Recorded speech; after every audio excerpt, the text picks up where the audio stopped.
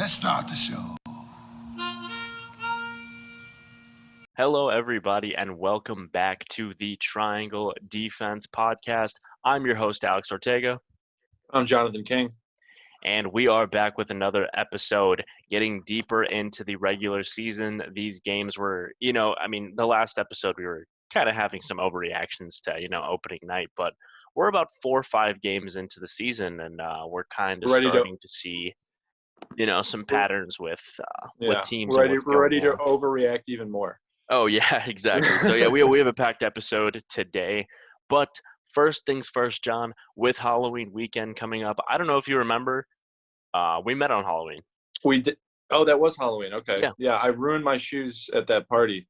Yeah. For those who don't know, we met at a Halloween party. Someone mentioned basketball or something, and we talked about basketball the whole night. We both exactly. Just hammered. We were off in the corner, just talking about it with a guy who I believe was your roommate at the time. Was what? I think with a guy that I believe was your roommate at the time. He was a Nuggets fan. That was not my roommate. Oh. Oh, no. He was. No, he was. You're right. You're totally right. Yeah. You're totally right. He's from Denver. Yeah, shout out Nolan.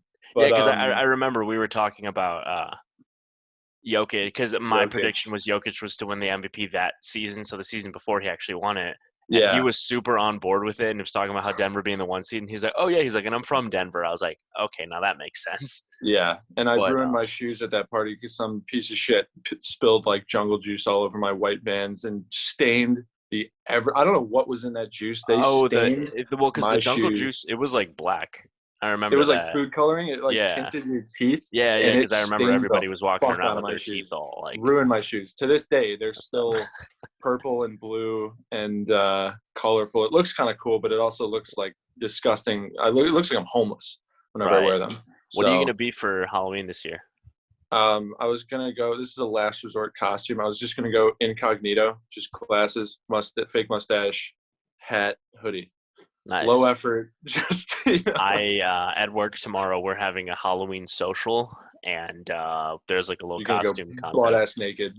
I should have, but I went to Party City and the line was absurdly long, so I got a Spider-Man mask. Just the mask. Just the mask. So you're going as like fake You're going as like a Spider-Man fan. I'm walking in as Peter Parker. Okay, and then I have the Spider-Man mask. I've heard that before. A Superman version where you walk in as Clark Kent, and then come back with the buffed out chest and the costume or whatever. Yeah. But yeah, that's my costume. Don't expect to win this costume contest, but I couldn't walk in without anything. But you guys are not here today to listen to our Halloween plans. We are coming today with the segment of the show where we each bring 3 pointers from the week. John comes with 3 topics. I come with 3 topics, and we discuss. What's the first topic you have today? Let's talk about the new shot rule, the new shot foul rule. Yeah, and I'm a fan. It's kind of been going the way that I expected it to. Well, you seem kind of trepidatious about that. Well, okay, because James Harden's struggling.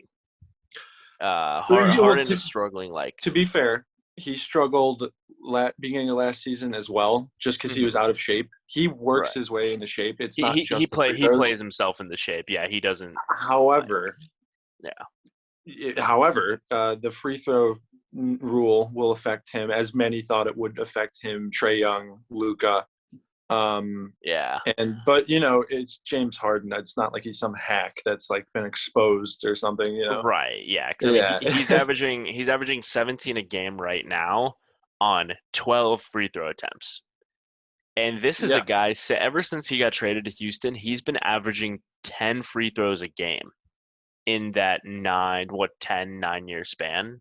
And to see, I think I saw a stat that Patty Mills has made more 3-pointers than Harden's even attempted free throws, which is just unheard of. And I think there's kind of a narrative coming out that Harden is just a foul baiter. I mean, he did bait fouls, but I mean, he was very good at just Well, so did everyone else in the NBA. So did everyone else in the NBA, but he was really good He at just did using it more than anyone. right. Better He was than good anyone. at using He his was body. good at it. Yeah. Right. He was good at it too, but even he would still get calls that were just regular fouls. Like he was good at using his body for that. But then I think people just kind of overreacted because I mean when he did bait for those fouls and flail and throw himself into people, like it's obnoxious. And I think just the nature of the way that he did it, people think that that's all he is just a foul baiter. But I mean even without free throws last year or the year before, I think he was averaging like 22 a game. Yeah. Which is still really damn good, Yeah. So, yeah. Master foul baiter for sure. I think I don't know if this rule means that much because you remember a few years back when the NBA was just like, oh, people are mad about the flopping. We're going to start the anti-flopping rule that they did. How long did that last? And, well, it didn't because they find like people for flopping once every 2 years and the NBA Players Association shuts it down and no one pays. So I think Marcus Smart got fined and then didn't pay it because he didn't have to because they never negotiated it into the CBA with the NBA Players Association. So, I think he got. I think that's what happened. I don't think he ever paid it, but the NBA sent him a bill and the NBA Players Association said, "Yeah, no, you're not paying this." Yeah. So, and Chris Paul is the president or was the president of that organization. So there's no way you're going to get fined for flopping under his watch. Exactly. No chance in hell. Right. So, and that's the thing is I think it just turns into something similar to that to where they're on it right now. Yeah. Oh, really? Okay. Yeah. A little pessimistic. I think that it's going to be just like the flopping thing to where in a year from now, they're going to get right back into it. I don't think so. I think, the way they teach these refs, because they teach them every year how to do stuff. They said Shams Charania reported that they went to class to reteach them how to call this or not call this. Like when people say like, oh, the refs are shit, like they're calling all these flop fouls the past couple of years. It's like, I mean, that's what the NBA told them to do. They told them that's a foul. They're really the NBA refs. I hate to say it. This is like probably a controversial take, but NBA refs are pretty damn good. I'd agree. They get it right most of the time. How hard refing is, and like, but in just like stuff like this, I'm glad that they're making steps because it was obviously annoying. It was obviously a non-basketball play, and the consistency that they have been calling it leads me to believe that it is here to stay. Like the other day, I think it was tonight actually. Pat Beverly got a defensive board, brought the ball up the court, and sort of did the saw that I think Thanasis Antetokounmpo was coming down, sprinting by him. So he sort of got in front of him and ducked down, so Thanasis goes over him and sort of collapsed on him. They called an offensive foul on Beverly, and it was a turnover. And it was like I've seen stuff like that where it's, they call that now. And it's like, I think it's really good for the game. I think in the long run, it'll be good for ratings once, because that's like one of the biggest gripes of modern basketball. It's like, oh, they're just baiting for fouls. And the old heads say that. Yeah, exactly. Yeah, but they, there was a point where it's like you can't blame the players for taking advantage of the poor rules. But now that it's gone, it's like, thank God it's gone. And I actually do think it's here to stay. And I do like it. That's the thing is I do like it. It makes basketball more enjoyable. Awesome. Not seeing as many free throws. Time will tell if the NBA continues to clamp on it. I mean, it's no negatives can really come from it. That's the thing. Well, I think like they'd have to retrain refs to not call it. Are they going to do that? Like probably not. No, definitely. I agree. But it's been a huge talking point for this season so far. Yeah, huge. But going into my first 3-pointer of the week. This is kind of void now based off of the game he just had tonight, but I was going to talk about Russell Westbrook. You know where I'm going. I'm going to talk about Russell Westbrook against the Spurs the other night. So tonight, Westbrook had a quadruple double. So it was like 18 points, 13 rebounds, 12 assists, and 10 turnovers. The famous Russell Westbrook quadruple double. He's known for it. But I'm not going to talk about that one. I'm going to talk about the game he had. Don't forget the effect Russell Westbrook has on the team that doesn't show up in the box score, which is yelling at Darius Bazley for dunking before the game is over. That's the effect that he brings, and you just have to give it up. Right. So, and but thinking about the game the other night against the Spurs, Westbrook had 33, 10, and 8, shooting 56% with only 3 turnovers in their overnight win against the Spurs. This is why the Lakers picked him up. And looked like a monster. He looked great, and LeBron was out. And like I said, this is why the Lakers picked him up, to have another guy to be able to, put him on the court out there, like if it's just him and LeBron or just him and Anthony Davis, because Anthony Davis taking pressure off LeBron. Exactly, as a ball handler. Yeah, right, and a guy that can take over, games too. To where, like, I know Lakers fans after the first game or the second game, they're like, "Oh, I wish we had Buddy Hield. I wish we had Buddy Hield." Yeah, Buddy Hield's a better fit when all 3 of them are together, I guess. But like, I mean, I don't see Buddy Hield taking over a game like that. Buddy Hield's not going to give you a 33-point triple-double. Right, but Buddy Hield's also not going to commit 13 turnovers, over dribble, and take plays off on offense and defense. True, but like this is what you expect when you get Russell Westbrook. You get these awesome games where he has these triple doubles and he carries the team to a win. But again, LeBron wasn't playing. I'd like to see Russell Westbrook have a role in that offense when LeBron is playing. That's sort of productive to a win. And I think it's not like he's I think he's inefficient. Still can't shoot. But like, I mean, this is what you're getting with Russell Westbrook. You'll get these awesome games, but you'll get the lowlights too. So it's. And to me, I think the 3 of them meshing together, that's going to come with repetition, because Russ has never been the third option on a team. Right. He's been a great second option since, I mean, he was Kevin Love's second option in college, and they were good. Yeah. He's KD's second option. He was Paul George, Bradley Beal, all those guys. He's a great second option, and he was a really good second option to Anthony Davis the other night. But it's just adjusting to, he's never been the third guy on a team. Right. So I think that's going to take repetition. I mean, obviously a lot of this is void just based off of the performance he had tonight, but I mean, I don't expect him to have 10 turnovers every game, Then what did you have for what did you have for your next 3-pointer? Yeah, I had I simply wrote 2 words. I wrote Chris Duarte. How awesome has Chris Duarte been, man? And you didn't. I think you called it. I think you said this in our underrated Eastern Conference players. If you guys haven't watched that episode, go give it a watch. But I think you did mention that. Yeah. So I'll take I don't know if I did or not, but I'll take the credit and say I did call that. His game log looks pretty disgusting right now in a good way. Like he's averaging 20 a game. He's shooting really well. He's taking clutch shots. Against the Wizards, he played 45 minutes. Like in his 4th game ever, he played 45 minutes. So they have faith in him. And it's Rick Carlisle that has faith in him. Like that's a good coach to have your back. Chris Duarte was always an interesting case, I thought, because in college he was really good, probably the best player on that Oregon team. Mm-hmm. And he goes into the draft sort of process as a late first, early second. During about the 2 weeks before the draft, he shoots up the draft. He, up mock drafts and big boards. He's shooting up the rankings and eventually gets taken in the lottery at 13 by the Pacers. And he was really sort of a surprise, shooting up the rankings. And now he's scoring like crazy, and we're seeing why. See, I always kind of thought he was going to be solid just based off, like, I mean, he's old, isn't he? I believe 24. I was gonna say he's like a 24-year-old rookie. So I mean, like he's got experience. His body's built out. He's not an 18, 19-year-old kid or anything like that. So I kind of did expect him to be solid, but I mean, he's been playing great, like you said, averaging 20 a game. Mind. Yeah, but will he average 20 a game at the end of the year? No. Probably not. Well, because I want to see what happens when they get T.J. Warren and Karis LeVert back too. Right.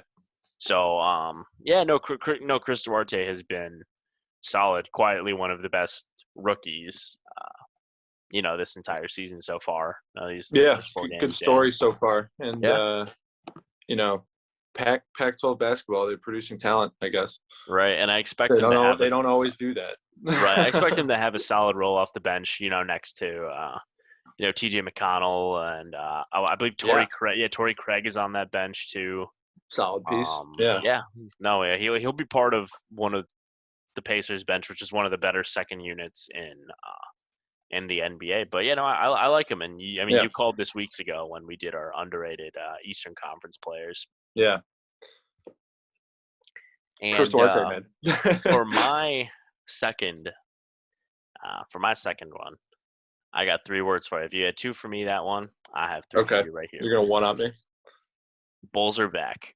Bulls are back, baby. Bulls are back. I don't care that they played the Pistons twice, the Pelicans once, and the Raptors without Pascal Siakam. The Bulls are fucking – ignore everything I just said. The Bulls are back. The Bulls are 4-0 for the first time since 1996. This 96. Time – you know how old I was? 1. No. My mom was 10 months pregnant because I was born in December. So at this time in 96, I was not born yet. But 4-0 for the first time since, the Michael Jordan days. And like you said, I don't care if it was against the Zion-less Pelicans, a Cade Cunningham-less Pistons, and a Pascal Siakam-less Raptors. I think just based off of the way that they played, I think they can keep this pretty consistent, and even against, solid talent. The offense is clicking. Well. I will be the I don't even know what you call it, adversary here. I'll be the voice of contention with that topic because they have a couple things happening to them that is going to take a lot of getting used to. So Zach Levine, this past couple days, he tore a ligament in his thumb, I believe. I think he said he's still going to play with it, though. Yeah, but he's officially questionable against the Knicks, and that's tomorrow. But I feel better than I would have last year with Zach Levine being out. To where guys like Lonzo, DeMar DeRozan, Vooch. But that, there's problems either way. If he doesn't play, I think it's like a 2-week timetable or something. He has to get minor surgery because it's not like a full tear. 2 weeks at least, I'd say. If he does play, he obviously risks re-injuring it and keep fucking it up even more.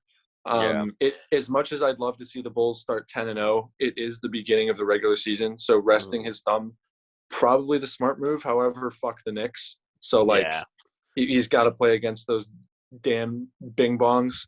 Well, because if Levine is out for 2 weeks, I looked at our schedule for. It's brutal. It's brutal. All of the good Eastern Conference teams. So we have the Knicks on Thursday. I believe we have the Jazz on Saturday. Well, that's a Western Conference, but after that we play Philly twice, Boston, the Nets. I'll say this: if the Bulls, would you count the Pacers as a playoff team? Yeah, they were my 8th seed.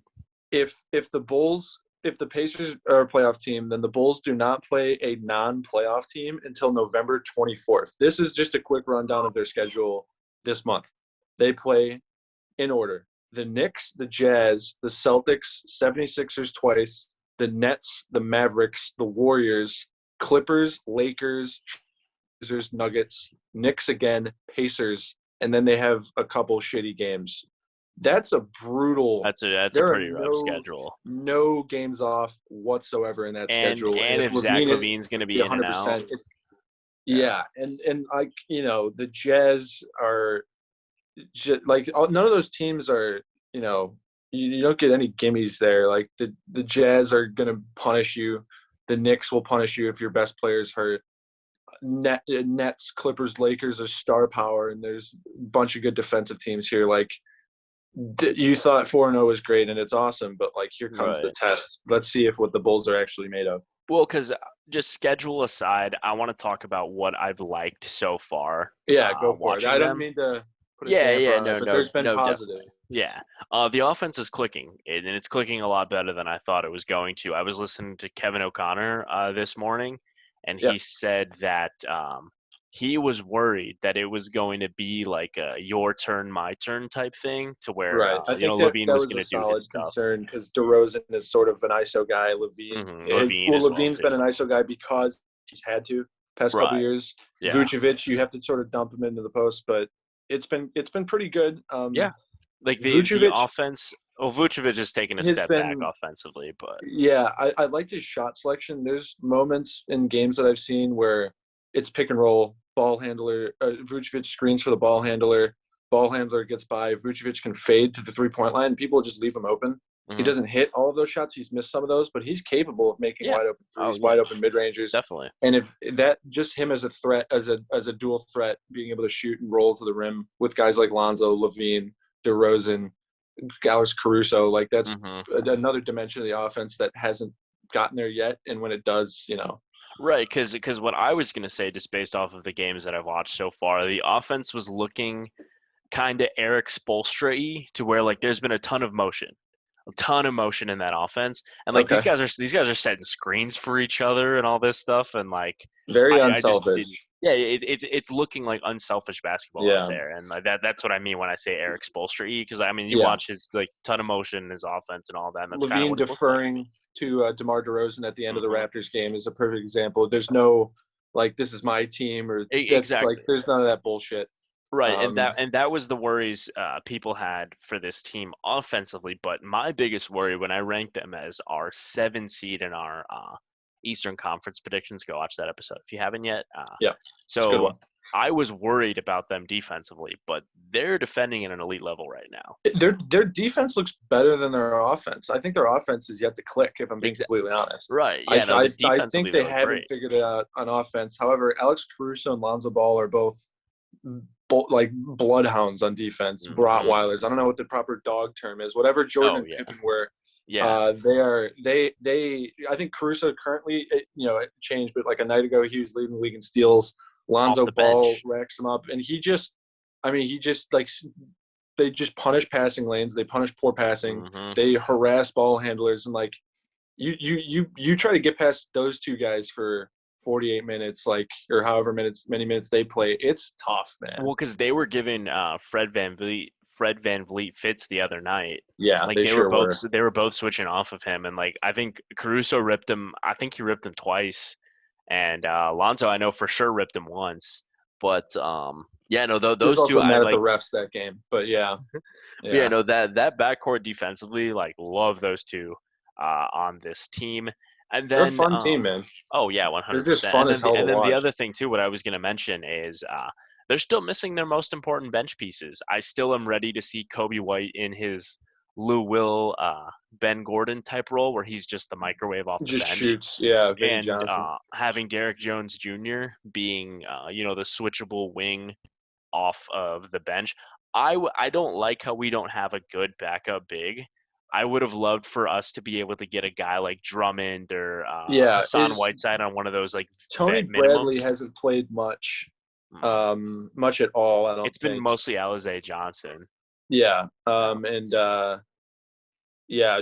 Green has been playing like the big man role, even though he's like a guard size. Javonte Green is like Caruso 2.0. He plays like a power forward and he's guard size. Yeah, but the Bulls are all to watch. It's great for Bulls fans who have been buoyed by this horrible front office and this untrustful owner and these terrible coaches like Fred Hoiberg and Jim Boylan. So it's good for them to finally get, hope, a fun team. At very least, they get a playoff berth and make some noise in the playoffs, Right. But they've got a tough schedule coming up. Zach LaVine is hurt, and we'll see. The test starts now. Yeah. And then what was your last 3-pointer? Yeah, so let me bring up the exact quote. Well, not exact quote, but Stephen A. Smith today on ESPN made a question about whether or not the Pelicans made a mistake drafting Zion Williamson over Ja Morant, among others. And he claimed that it was a big mistake. That's cool for Stephen A. Smith. If he had a time machine, he could go back and 2018 and tell them that Zion would be injured all the time and get fat and be GM'd by David Griffin. David Griffin, yeah. And but they didn't. So it's sort of hindsight is 2020. Yeah, obviously. But if you drafted Ja Morant over Zion in 2018, you would have been the biggest bozo of all time. Fool, yeah. Because I mean, my thought process is that right now, I mean, recency bias is a huge thing in basketball. And Ja's playing out of his mind. I mean, he's leading the NBA in scoring right now. I haven't checked the score right now between them and the Blazers, but he currently has 14 points. He's not exactly lighting the world on fire. He's been he's been good. It's not he's been great. He had like 38, 42. Main appeal is that just a scorer. He's a distributor. He sets the table for his guys. He's a good teammate, and he's very athletic. So right, because right now, like I said, clear. You ask anybody, and most people are gonna say, "Yeah, I'm going with Ja. You know, he's leading the league in scoring, and he's healthy. And he's healthy. These are kind of good right now. Yeah. Zion has a higher ceiling.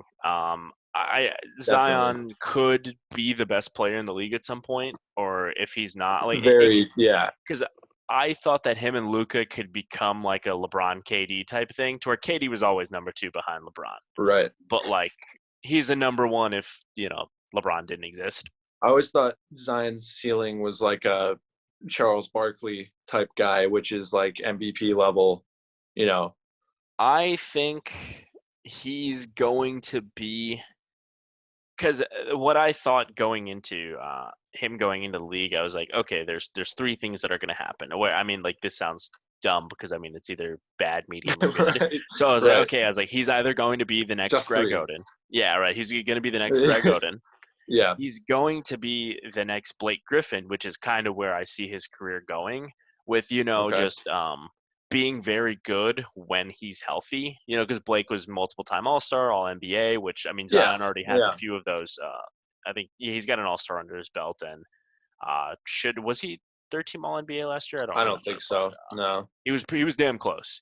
But, so I think he's probably going to end up being like a Blake Griffin type guy, to where when he is on the court, he's very, very good, but it's just a matter of being on the court.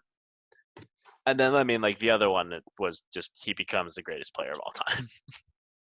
Right, yeah, okay, there's only 3, and that's one of them. What I like about Zion, he's one of the best finishers around the rim. His percentage of finishing around the rim was the best in the league by a wide margin. It was ridiculous. He shot in 61 games last season. He shot 61% from the field, and most of that was just him bullying his way inside and laying the ball up.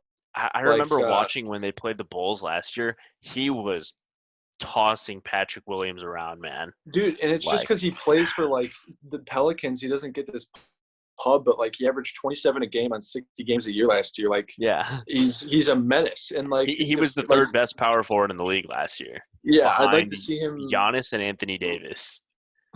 Right, I'd like to see him rebound a little bit more. I think at his bulk, there's no reason he can't be boxing more guys out. A gripe, whatever. Mm-hmm. Defensively, he could be a little better because he wasn't, I guess, known for his defense. He was solid defensively at Duke, though. I mean, I think he just put in a little more effort, probably. But I know. I mean, at Duke, he was. It's a rare case of him being such a pro body compared to everyone else. Yeah. When he was at Duke, he was very much ready for the NBA. And whether like a lot of guys, especially forwards in college, oftentimes you're getting. Like sometimes the biggest forward in college is going to be the small forward or even the shooting guard or something in the NBA. That's a rare case. But Zion was a 270-pound freight train going up against, even 7-footers are not going to a lot of times get to 270 in college. So like, I was going to say, I don't think the wings on like Wake Forest or whatever were really going to give him a problem. The wings on UCF did. They should have beaten Duke in that tournament. I was at Whiskey. You ever been to Whiskey Business in Chicago? No, where's that? Wicker Park. Okay. I was there watching that game actually, and they kind of did get screwed. They threw that alley-oop up 6, I think, with like a minute to go, and then choked the game away. That pissed me off so much. But they didn't make it to the Final Four anyways. Thank you, Cassius Winston. Happy about that. But I mean, the flip side to Zion Williamson, and it's very apparent as it was pre-draft, there were concerns. It's like, hey, playing at this playing weight of 285 pounds, which is probably closer to 300 nowadays. Oh, if you've seen pictures of Zion recently, it's like his knees are going to get fucked up. His legs are going to get, his lower body's going to be shot, hauling around, jumping 40-inch verticals. Yeah, that cannot be good on the knee, ankle. Yeah, and I'm region. no medical expert, but that was a concern pre-draft that a lot of people had, and but I mean that's really it. Blake Griffin has battled knee injuries his whole career. He's managed to carve out a solid thing, but he has dunked considerably less, and that's part of longevity. Vince Carter famously stopped going up for, alley-oop fast break jams, and he'd opt for layups and safer dunks and landing on 2 feet and all that. And he played for like 22 years. So right, and then he played until he was like 43. Right. But I guess we have to go back to the question then: did the Pelicans screw up drafting Zion Williamson in 2018? I don't think so. 2019. No, I don't think 2019. Okay, sorry, 2019. Yeah. Did they screw up in 2019? And I don't think so. I don't think so. Because, like I said, I think Zion has a higher ceiling. I don't see Ja ever becoming the best player in the league or ever being. He'll probably be somewhere close to the top 5. He didn't have a great sophomore season last year or whatever. But I think just based off of Zion's ceiling being higher, and maybe he's just in a bad situation. He's on his 3rd head coach. He is on the New Orleans Pelicans. Pelicans, and David Griffin is his GM, who has no fucking clue what he's doing. He's got to be. I think Vegas has some sportsbooks have odds for coaches getting fired. I don't know how convoluted they go with GMs, but David Griffin has to be the best odds to get fired. Has to be the first because he's publicly been just flogged by everyone, and his moves don't make any sense, and he's giving up picks and giving away players, and is wasting Brandon Ingram and Zion Williams' careers. So, right. Yeah. Sorry, David. I ran into you at the 2019 NBA draft lottery. I barged my way into a circle of him, Patrick Ewing, James Jones, and a couple other people, and patted him on the back, said good luck. He didn't take my advice. He has been shit. God, yeah. Sorry, David Griffin, but you have been horrible at your job. You were not that great in Cleveland anyways, so sorry. And moving on to my last point for our 3-pointers for this episode, Damien Lillard, not really good this season so far. He's got 20 right now against the Grizzlies, which is good, but I'm just going based off of the first few games. He's averaging 17 a game, shooting 36% from the field, and Terry Rozier numbers, and an abysmal, and I mean abysmal, 8% from 3. Single digit. Andre Roberson club. Shout out Andre Roberson. He, up until the game today, Mo Bamba had more 3-pointers made than he did. It was an incredible stat. Yeah. Oh my God. I don't know what the deal is with Dame. I don't know if it's just it's not like the team. They're running it back with the same guys from last year. It's not like getting which they always do. Yeah. Right. But is it a Chauncey Billups thing? Because Chauncey Billups called them out because they got blown out by the Clippers. Yeah. Is it a Chauncey thing? Is there already tension going on there, or you think Lillard listened to our podcast about Neil O'Shea being one of the most incompetent front office people of all time, and never, or not all time, I guess, in the league, and never changing the roster, and he thought, damn, that my roster hasn't been changed. And when he said we called on Portland to get him some help, they signed Cody Zeller and just kind of called it at that. Yeah, they got Cody Zeller, Larry Nance, Ben McLemore, Tony Snell. Yeah, most underrated player on the Blazers, Ben McLemore. I'm calling it, yeah. All right, and then moving on to the part of the show where we just kind of round up a couple things that have happened throughout the NBA. Like, these things aren't worth, talking about in our 3-pointers for the week, but just little things that have happened, some blurbs from some games, stuff that happened on NBA Twitter, all of that. So the first one that I saw this on Twitter earlier, that Jason Tatum and Jaylen Brown are the highest scoring duo in the NBA right now with 55.8 points per game. Do you think they continue to be the highest scoring duo, or? Well, we'd have to figure out who would dethrone them. Harden and KD, if they get it going, probably the best contender. The best contender. Giannis and Chris Middleton. Yeah. Yeah, we'll see, but I could very much see that. That's their offense. So right. Yeah, I can see them keeping that up. Yeah. Another one too. I was watching the Knicks and the Sixers last night, and they mentioned this in the game. The Knicks haven't beaten the Sixers in 4 years. I haven't been watching a ton of Knicks basketball, but I did not know that. Well, even better than that. So it goes deeper than that. I don't know if you saw this, but Ben Simmons, I think, is 15-0 against the Knicks in his career when he's playing. Yeah. Guess who didn't play last night, and guess who just lost to the Knicks? So I did not know that. I think I did hear that Ben Simmons thing, that's hilarious. Yeah. But then do you got any? I have two, topics? And they're both kind of dumb, but both kind of silly topics. But here we go. So I'm on the Damien Lillard basketball reference page, and under his name, they have all his nicknames, and he has a lot. But I just came up with a fake one. I will give you the nicknames that they list and my fake one somewhere in there. You have to guess which one I made up. All right. So we got Dame Time, Big Game Dame, Sub-Zero, Logo Lillard, Dame Dollar. Sub-Zero. I was joking. It was a trick question. I didn't make any of those up. Apparently, Sub-Zero is a nickname for Damien Lillard. Never heard anyone call him that. I've never heard anyone call him Sub-Zero, but I just thought I'd get you on that because that's ridiculous. But I also have my other one. Yeah. This is a deep cut. Like if you resonate with this, then you have either played NBA 2K16 or you're just like a maniac for NBA. Do you remember the name Satnam Singh? Satnam Singh. Sounds really, really familiar.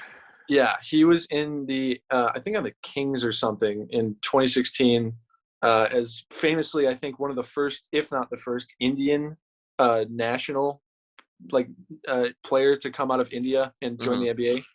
And he's since flamed out, and I think everyone knows that because he's not in the league anymore. But he has become a professional wrestler, like WWE wrestler, like whatever India has for professional wrestling. But for those who followed Satnam Singh's career as the first Indian player to come out, he flamed out and doesn't even play basketball anymore. He wrestles.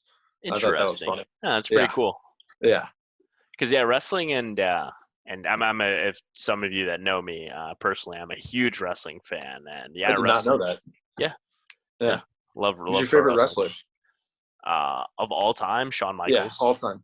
Oh wow. Okay, that's Sweet Chin Music guy, right? Yeah. Okay. Yeah. Okay. Huge Shawn I know Michaels a little bit. guy. I played the video games. Yeah. Oh yeah, but interesting. I did not know that.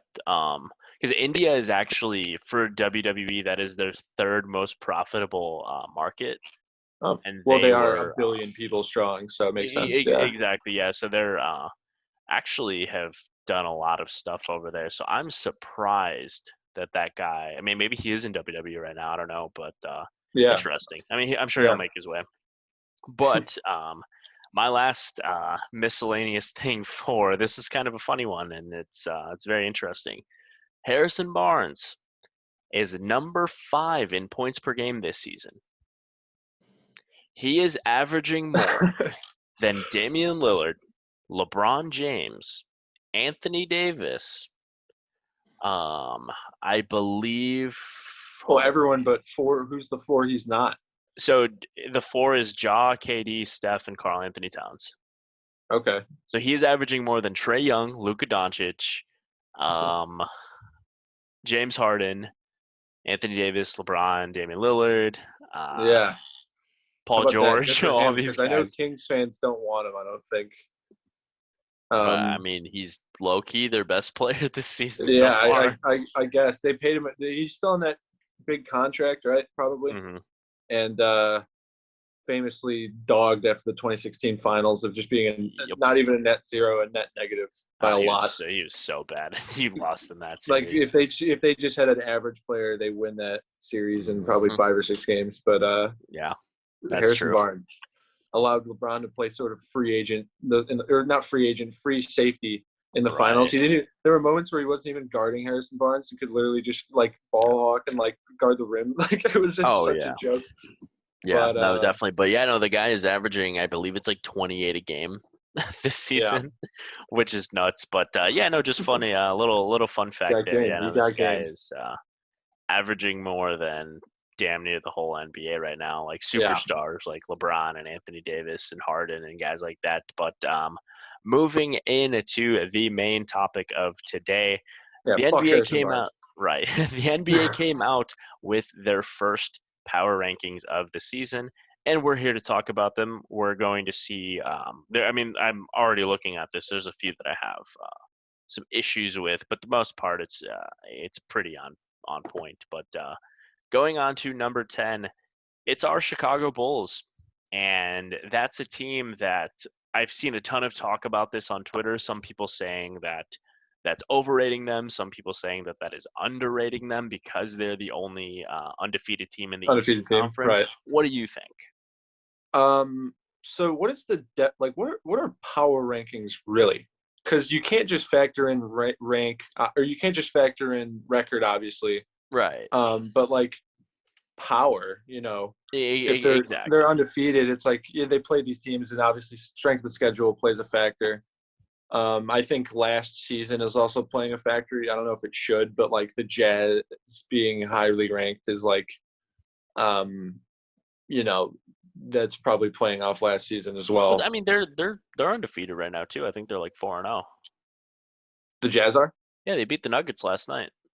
Yeah, well, I'm saying like the Bulls are 4-0, so it's like, and they have a disparity, so it's like, but it's whatever.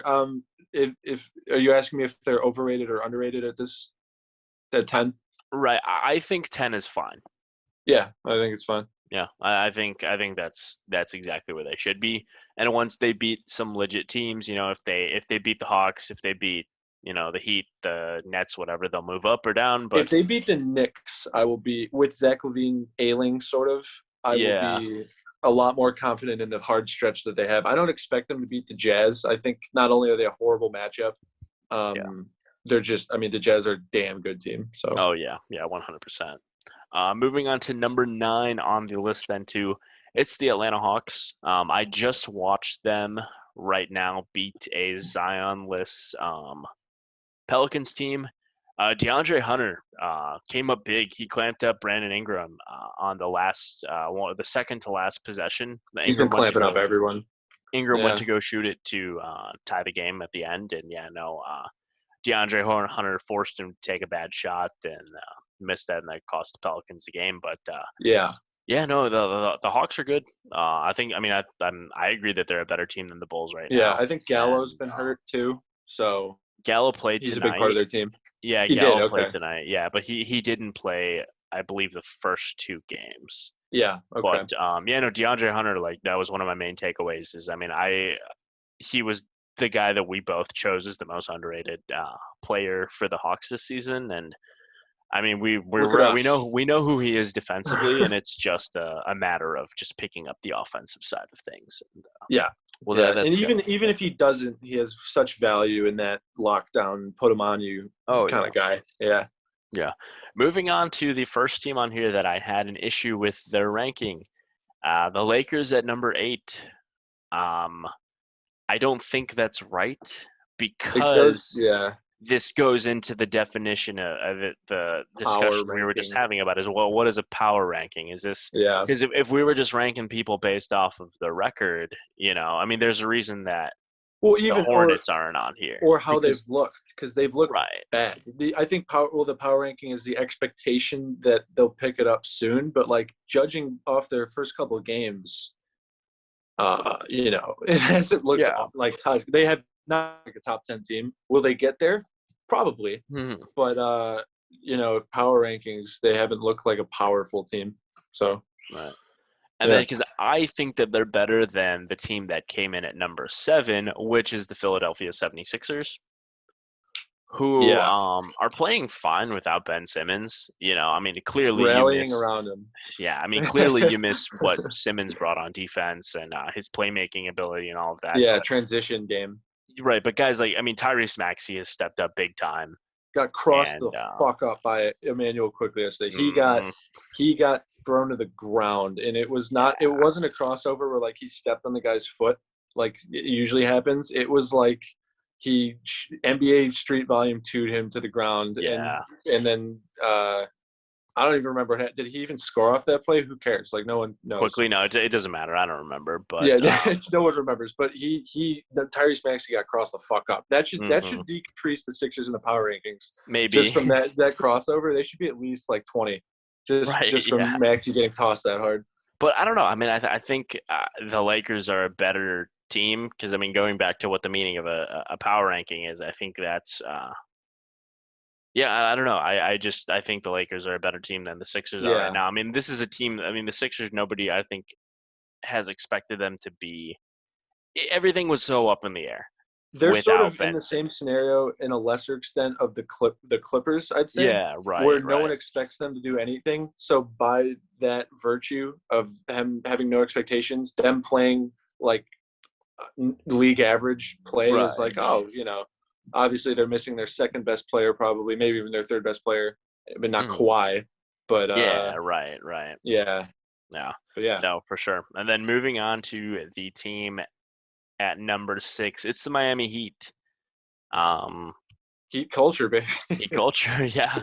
I mean, is heat culture real? Does heat culture exist? Do you think? Is it a real thing?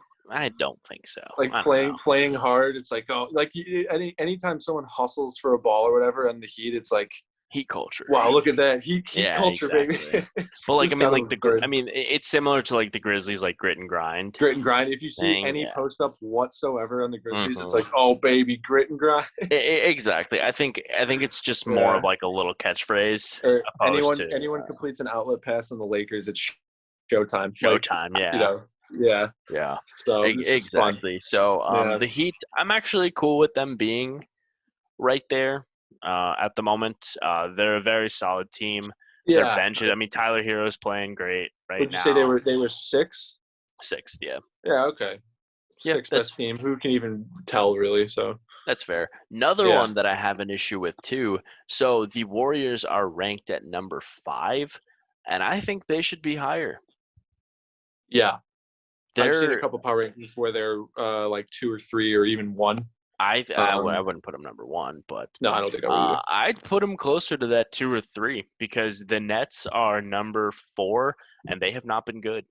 No, straight up. I mean, things are not going well for them. They're not doing great defensively. Guys like Aldridge, Paul Millsap, all rotations are a mess. The rotations are. I don't think Bruce Brown's logged a minute. Which is a tragedy for just like League Pass fans that watch the Nets occasionally because we tune into the Nets to see the star power, and then when the star power gets boring, we want floaters. It's Bruce Brown time, yeah. We want Bruce Brown floaters. We don't want to see him do anything else. And it's just a tragedy that like who's I mean, I don't know. It sucks. Yeah, no, I mean the Harden hasn't been great this season. I mean KD's KD and he's second in the league in scoring right now, but he's kind of just out there doing everything on his own. I mean, Patty Mills will play, like we've said, he'll play his way back into shape. Yeah, definitely. But I think the Warriors are a better team than the Nets right now. I mean, the Warriors, a lot of their issues were solved this offseason. You know, getting back that depth that made them so good in 2015 and 2016. I mean, pre KD. So, getting guys like 3-and-D Otto Porter, Andre Iguodala, Damian Lee, who had like 20-something points the other night, too. Damian Lee is kind of nuts. He seems like one of those, like what Kent Bazemore was supposed to be for them. Yeah, cool. Because, that was the thing is like last year, too. I mean, Kent Bazemore wasn't great for them. Kelly Oubre wasn't great for them, all that. Right. So, like, they solved a lot of their problems. And Wiseman has been banged up as well. Mm-hmm. So who knows what we get from him, but hopefully a lot since he was. Nemanja Bjelica is playing a big role on that team. He's got the keys when Steph's not on the court. He's got the keys to the offense. Yeah. Right. So this Warriors team, I would rank them higher than 5th. Honestly, I would put them over the Nets, who are the number 4 team, and I would probably put them over the number 3 team, which is the Denver Nuggets. Yeah, I think part of that ranking is sort of like, wow, they can win games without Jamal Murray, but it's like, how good of a team are they? They're sound. Michael Malone's a good coach, and Jokic has been solid, but and Jokic went down last night too. Yeah, a subplot of the Nuggets as well is more than once has Jokic called out his teammates for being in the preseason. I think he said like, we've got guys being bad teammates, and then the other night he called them out for bad effort. So I guess he's maybe someone told him to be more a vocal leader, but he's been at post game pressers saying like, the team effort hasn't been there. We've been selfish. We've been whatever. And because that's the thing is I don't know how much, I mean, because Jokic is the leader in the sense that he's been the best player on this team for a while now, but like, I've never viewed him as much of an emotional leader, to where I think that was more Jamal Murray. Yeah, it's kind of hard to gauge, especially because you don't know what's going on in the locker room and stuff like that. But on the court, Jokic isn't always, you think of a leader, you think of like, first guy that comes to mind for me is like Draymond Green. He's yelling at guys to get him. I think of Steph too. Oh, I think Draymond Green is totally the leader of that Warriors team, even if he's not playing up to his usual standards. He's vocal defensively. He tells everyone where to be. He's like a player coach. He gets like, who got on KD when KD wasn't performing well on the Warriors? It was Draymond. He motivated him. He gets on people's backs. He motivates people offensively and defensively. He's, yelling at guys. I think he's very much a vocal leader in the sense that Jokic is. I don't think is. No. I mean, at least not from what I've seen. No, like I said, I think he's no Draymond. I think that was more Jamal Murray. I mean, he's got a little more charisma than Jokic does, and I think more guys. Like I said, I mean, obviously, Jokic has been the leader in the sense that he's been the best player on that team for a while. But when it comes to like emotional leader, being that voice on the court out there, I think that's another part of why they're missing Jamal Murray right now too. Another quick subplot of what happened in that game last night. Did you see Hassan Whiteside and JaMychal Green get into it? I did not. I think they both got ejected. Yeah, because I didn't know they had beef. No, I want to say Hassan Whiteside set a hard screen on JaMychal Green, and I think there was some shoving, and they were kind of pulled apart. It was pretty funny to watch. But the hard screen in the NBA is a beautiful thing. It's the closest you can get to imitating like a tackle in the NFL or a hard like sack. When you've seen that highlight. I think one of the most famous ones the past couple of years is Steph against the Clippers. He got a wide open layup and flexed. Oh, when he ran into DeAndre Jordan. Went down the court and got like pile drived by DeAndre Jordan. Yeah. You just kind of stood there, and it's like totally legal play, and refs aren't going to call that because it's totally legal. And it's like seeing a guy, an over-aggressive guard, hit the deck because a 7-footer just stood there and just bodied him is like one of my favorite things. It's like a backdoor cut. Oh, it's just like it's just perfect. It's just great basketball. I love it. JaMychal Green and Hassan Whiteside got into it last night, and it was pretty fun to watch. I would go. Who are you rooting for? I was rooting for probably Hassan Whiteside. He's got a funny Snapchat. He's a funny guy, and then JaMychal Green was so fucking bad for the Clippers. I believe he was supposed in the to be playoff good. run against the Nuggets. He was supposed to be a piece of that boy. Was he not? Yeah, no, he was terrible. And moving into the top two teams, it's one Western Conference team and one Eastern Conference team.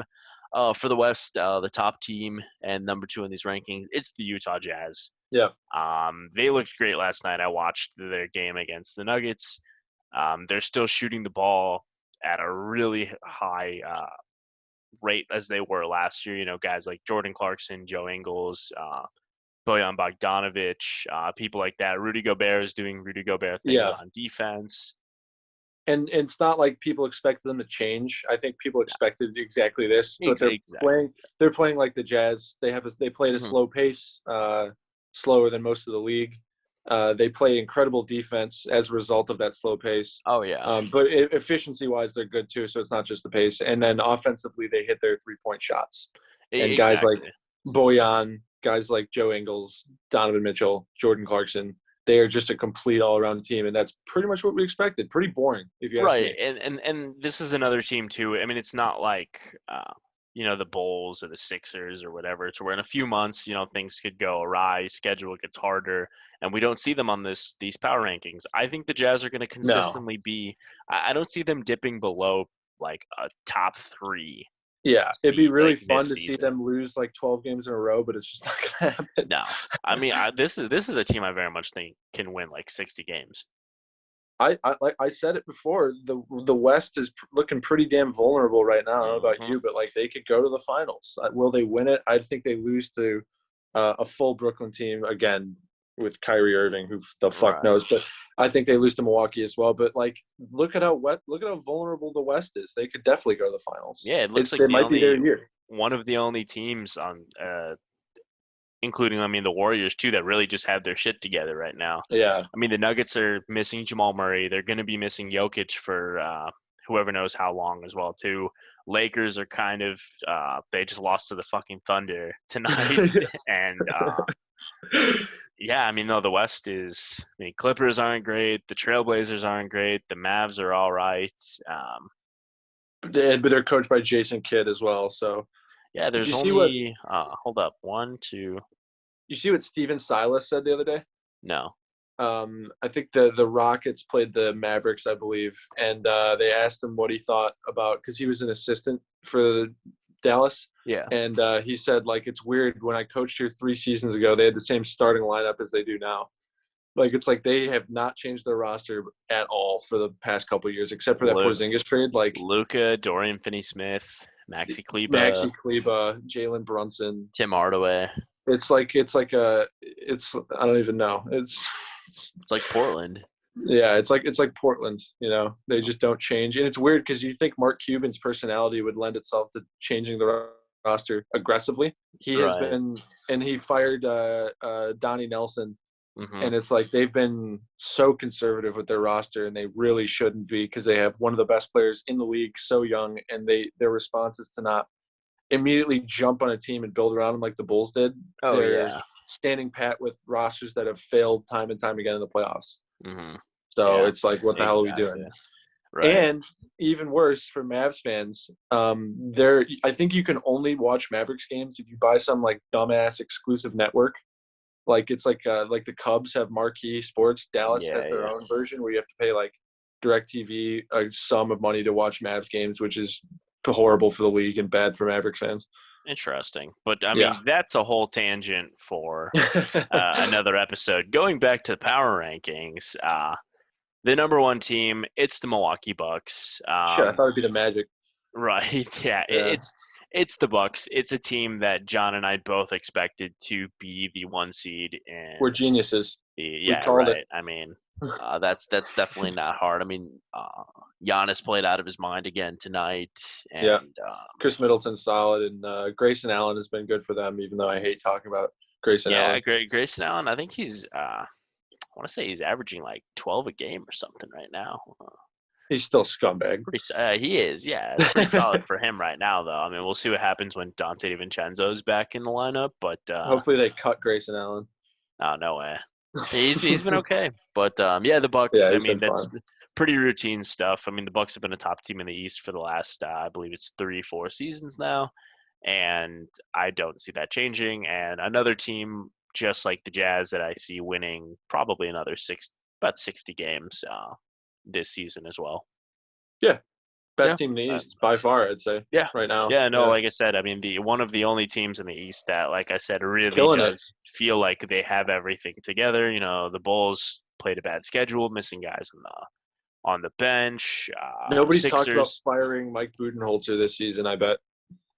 Well, because that was the thing too, is like because everybody was talking about how terrible Coach Bud was and how they got to fire Coach Bud and all of that, and now it's like nobody's really saying that anymore. Silence the crowd. Yeah, winning fixes all. I mean, there were people arguing that even if he wins the ship, they should fire him.